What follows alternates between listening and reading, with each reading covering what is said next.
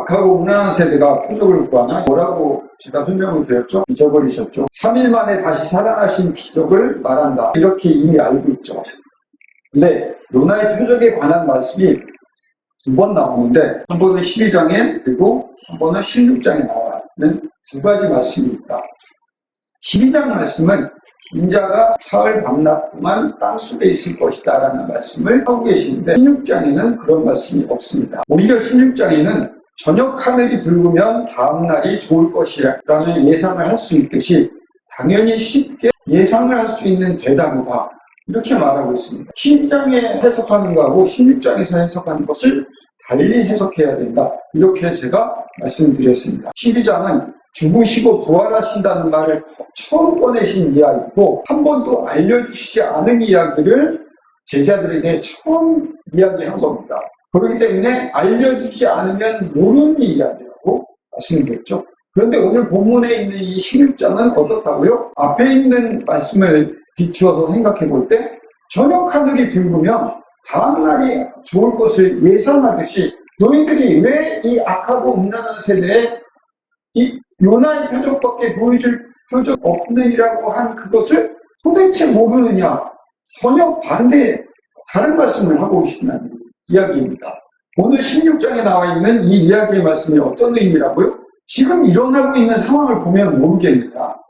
하나님께서 일하시는 방법이 세상의 방법과 같지 않다. 요나가 물고기 뱃속에 들어간 것은 요나의 의지와 상관없이 들어간 것처럼 계획과 정반대로 하나님은 너희들을 이끌고 가실 것이다. 예수님이 보여주실 기적의 패턴이 그렇게 될 것이다. 이야기죠.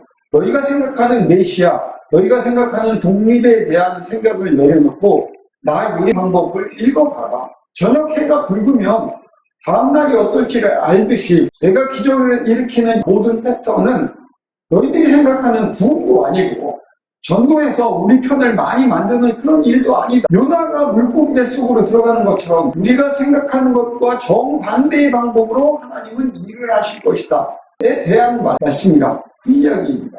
그래서 인생의 목적이 천국으로 올라가는 것이 목적이 아니라 하나님 나라를 이곳에 그리고 우리가 심기 시작하는 것을 통해서 일하신다. 이렇게 말씀을 드렸죠. 근데 다 잊어버리셨죠. 오늘 또 다시 기억하시면 됩니다. 두 번째 시간에는 무슨 이야기를 했느냐? 너희는 나를 누구라 하느냐라는 질문에 베드로의 대답이 주는 그리스도시요 살아계신 하나님의 아들이심이다 라고 고백한 내용입니다. 이것은 베드로의 생각이 아니라 하나님께서 부어주신 생각이고 말씀이다. 그렇게 이야기를 하시면서 베드로를 뭐라고 부르셨어요? 바요나 시모나. 바요나가 뭐라고요? 요나의 아들아. 희한하죠? 요나를 계속해서 등장시키고 있죠. 하나님께서 시키시는 일을 정반대로 하는 녀석아, 이런 뜻이 담겨 있다고요. 바요나 시모나. 요나는 요나서에서 마지막까지도 깨달음을 얻지 못한 사람으로 요나서는 마무리가 된다고요. 제멋대로 하는 요나. 또 베드로도 마찬가지고 2000년의 교회의 역사나 우리 모두가 다 요나라고. 요나의 아들들이라고.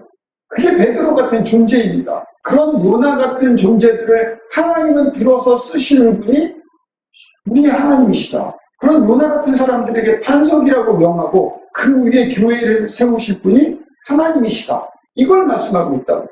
우리는 성경을 읽을 때 늘 실수하는 것 중에 하나가 베드로나 바울이나 다윗의 대단함을 강조하여서 저런 사람 같은 믿음이 있는 사람이기를 소망하는 그런 결론을 맺지 않습니다. 베드로처럼 바울처럼 그렇게 살 수는 없을까?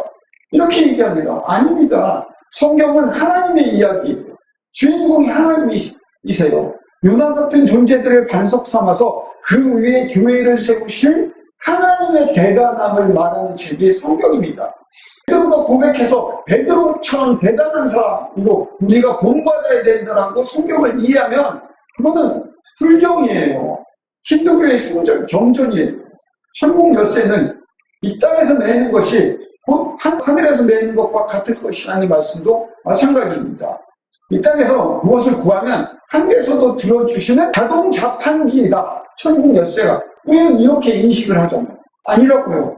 마태복음 18장에 똑같은 이야기가 나왔다고요. 18장에서 자세히 설명한 것을 인용해서 16장을 거꾸로 설명을 드렸죠. 두세 사람이 모인 곳에 나도 그들과 함께 하리라는 말씀. 그것이 18장에 연결이 됐잖아요. 결론이 뭐죠? 이 땅에서 하나님 나라를 만들고 세우는 과정에 하나님이 참여하시겠다. 어떤 사람이 그렇게 잘못됐어요. 가서 조용히 이야기해요. 그래도 말 안 들으면 두세 명이 가서 또 이야기합니다. 그런데도 말 안 들으면 세리와 이방인처럼 여기래요. 그런데 그렇게 여기는 것들, 둘 이상이 모인 곳에 나도 그들과 함께 하겠다. 그렇게 교회에서 결정한 교회 결정을 하나님의 결정처럼 인정하겠다. 무슨 얘기예요? 그 얘기는 이 땅에서 하는 모든 것, 기도, 이 땅에서 하는 모든 바람을 하나님이 들어주시겠다는 그런 의미가 아니라 이 땅에서 하나님 나라를 이루어가는 그 일에 하나님이 인정해 주시겠다. 기도에서 응답받는 과정이 아니라 하나님 나라로 만들어가는 작은 일을 하나님이 승인해 주시겠다. 별 볼 일 없는 문화 같은 우리가 모여있는 이 교회의 결정을 하나님이 내린 결정처럼 인정해 주시겠다. 하나님 나라를 완성하겠다는 하나님의 의지를 보여주신 말씀입니다. 그게 두 번째 시간에 한 얘기예요. 세 번째 시간에 무슨 얘기를 했어요? 여기에 베드로가 갑자기 나서서 끊임없어서 이 일이 결코 죽게 미치지 아니하리이다. 역시 요나짓 하고 있는 베드로를 발견할 수 있습니다. 거기에 예수님은 사탄아 물러가라라고 말씀하십니다. 이 사탄아 물러가라는 말은 어디에 나왔어요? 마태복음 4장에도 똑같이 나왔던 말이잖아요. 사탄의 어떤 시험에 예수님의 대답이 어떻게 나왔는가를 살펴보면 말씀의 의도를 알 수 있지 않겠습니까? 천하만국과 영광을 보여주며 세상을 경배하면 그 모든 영광을 다 준다라고 사탄이 예수를 꼬드깁니다. 예수를 꼬드긴다는 얘기는 결국 작은 예수인 우리들까지 꼬드긴다는 표현이에요. 세상을 경배한다는 얘기가 무슨 의미예요? 천하만국을 다스릴 수 있는 권력과 힘을 얻을 수 있는 길이고 그걸 너희에게 주겠다는 거예요. 천하만국을 다스릴 수 있는 권력이 뭐예요? 마음에 안 드는 사람, 거리낌없이 그에게 한마디 해줄 수 있는 게 힘이에요. 상식적이지 못한 사람들, 그 사람들에게 아낌없이 벌을 줄 수 있는 권력을 갖고 있는 거. 그게 세상을 경배하는 일이라니까요. 천하만국을 다스릴 수 있는 권력이라니까요. 예수님은 그런 실력과 힘이 없어서 못하셨어요. 감람산에서 땀이 피가 되도록 씨름하신 이유가 뭐였을까요? 예수님 능력이 없어서 저런 헛소리하는 것들에 대해서 한마디 얘기 못해서요? 천군 천사를 동원해서 예수 안 믿는 것들 싹쓸이한 힘이 없어서 못하고 계실까요? 아니요. 하나님은 하나님의 방법으로 일하시겠대요. 그건 자기 십자가를 지고 예수님을 따르라는 거예요. 그 말이 무슨 뜻이에요? 다른 말로 내가 잘못했으면 신나는 일. 이게 하나님 나라의 시작이라고요. 우리 주변에 못된 사람들 많잖아요. 비상식적인 사람들 많잖아요. 그 사람들에 비해서 나는 잘하고 있다고 생각하는 그 순간 우리는 이미 세상을 경배하고 있는 사람들이라고.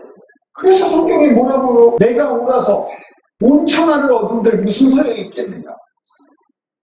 하나님은 알아주시지 않는다는 거예요. 하나님이 이 땅에 하나님 나라가 세워지길 원해요. 우리 보통의 신앙들이 어때요? 저 예수 안 믿는 것들, 저 못된 것들 나중에 천국 가서 두고 보자의 신앙이잖아요. 그게 뭐예요? 나만 천국 가면 되는 거예요. 그리고 내 목숨을 건지는 거예요, 결국. 그건 하나님의 방법이 아니라고요. 우리가 먼저 십자가를 지고 우리를 내려놓는 일을 하는 거. 우리가 작은 예수가 되기를 하나님은 바라시는 거예요. 마태복음의 16장의 이야기는 요나를 계속해서 등장시키잖아요. 우리 별 볼 일 없는 존재를 하나님이 끌어서 하나님의 방법으로 만드시겠다는 하나님의 일기장이요. 하나님의 거룩하심을 표현하는 거예요. 베드로의 대가나 그래서 우리가 베드로를 배워내는 것 그거 아니라고요. 우리가 열심히 기도해서 둘 이상이 모여서 우리가 애써서 기도해내면 하나님이 그거 받아내고 천국 열쇠를 주신 우리에게만 열쇠를 특별히 주셔서 믿는 사람들에게만 주셔서 우리가 복받고 잘 살고 그래서 너희 것들 이 땅에서 두고 봐라. 우리 하늘나라 가면 너희들 다 신방받고 너 니네들 어떻게 되나 두고 보자. 그거 아니라고요. 우리 여태까지 40년 동안 50년 동안 그런 신앙으로 살아갔잖아요. 그래서 16장 마지막에 뭐라고 나와요? 죽기 전에 하나님 나라의 왕권을 볼 자들도 있느니라. 그게 우리라고. 우리가 옳고 바르게 됐을 때가 하나님 나라의 왕권을 가질 수 있는 것이 아니라 우리가 틀렸음을 인정할 때 그때 하나님의 나라를 죽기 전에 볼 수 있어요. 왜? 이 땅 가운데 하나님 나라를 우리가 만들어나는, 하나님이 하늘에서 매는 것을 볼 수 있는 인자가 그 왕권을 가지고 올 것을 볼 자들이 있다고. 이게 성경의 올바른 해석이라고 해요. 왜 이 성경을 기도만 하면 응답받는다는 자동자판기로 만들어내서 베드로에게 교환권을 줘서 그런 기독교로 만들어내냐고요. 우리 정신 차려야 됩니다. 기독교는요, 내가 죽는 거예요. 내가 평생 살아가면서 내가 잘못했고 하고, 우리가 원숭이에서 태어났기 때문에 우리 자체가 선한 것이 하나도 없는 존재들이에요. 그래서 하나님의 성령의 도움으로 말미암아 우리가 하나님의 자녀가 되었기에, 이게 내가 평생 내가 틀렸음을 인정하고 하나님이 오라, 하나님께서 내 마음 가운데 거하셔서 하나님의 뜻대로 따라가는 것, 그게 신앙이라고 기도하겠습니다. 저도 사랑이 많으신 아버지 하나님, 감사합니다.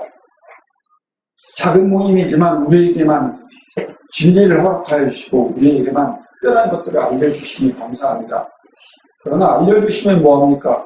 그것들을 실천하고 깨닫고 많은 사람들에게 알릴 수 있는 그런 작은 예수들, 그리고 내가 죽는 자들에게 주님 인도하여 주시옵소서. 십자가로 살아갈 수 있는 자들에게 주님 인도하여 주시옵소서. 예수님 이름으로 기도드립니다. 아멘.